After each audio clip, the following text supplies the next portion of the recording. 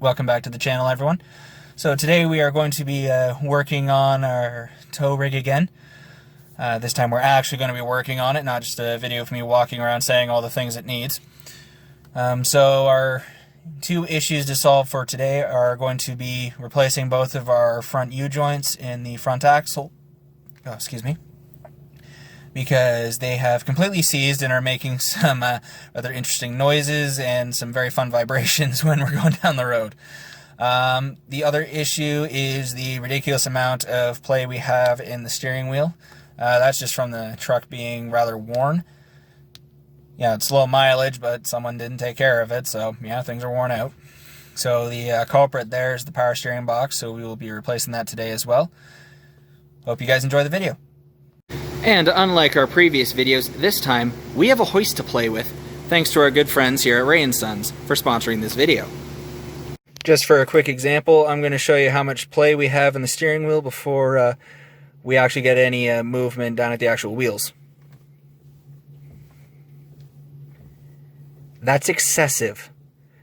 And there's absolutely no tension here until I stop.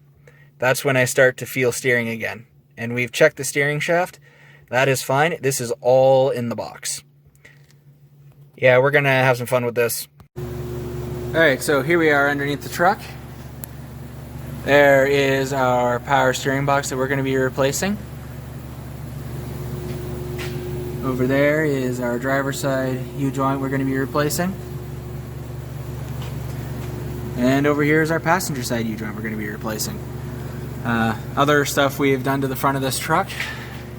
Front sway bar links, steering stabilizer, drag link. We did tie rods on both sides.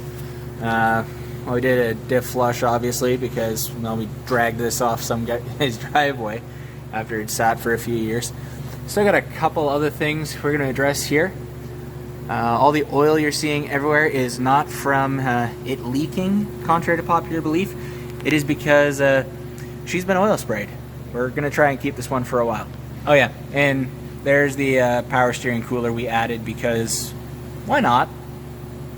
Cooling things always helps.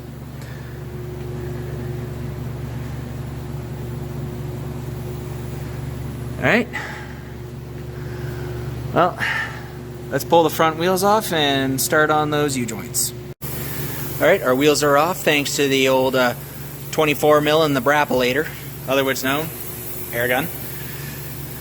So our next step is going to be take out this cotter pin, remove this axle nut. Then after that we're going to have to pull the caliper off. So on the back here, that is held on by the slides here. Those are, if I'm mistaken, 8 mil Allens, I think. Yeah. Then once we get that off, we have to take the rotor off. And to do that, we have to take the wheel bearing off. So I will jump ahead with some movie magic, take the caliper off, take the nut off, and then we'll be on to the wheel bearing. Alright, caliper's off, safely secured. Axle nut is off. So now, for removing the wheel bearing, you can see in there, there are four. One, where's the other? Two. Three's over there somewhere. There's four bolts on the back. These are a 14 mil 12 point. You'll need a special socket for these. They're usually not torqued on too badly, so you take off all four of those and then the bearing will come out.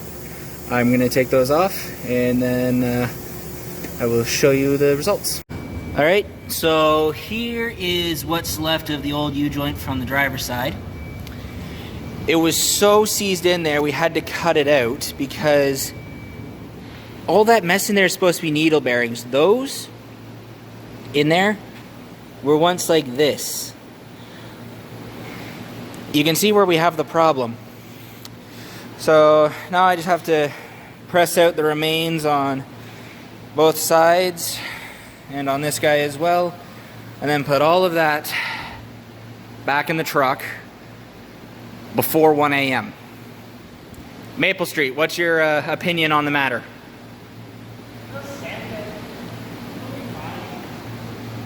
Like you said, we're going to send it.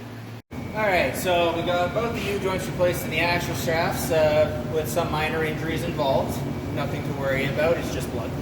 Alright, so with these in, greased, C-clamps installed, we're now going to put them back inside the axle housing of the truck.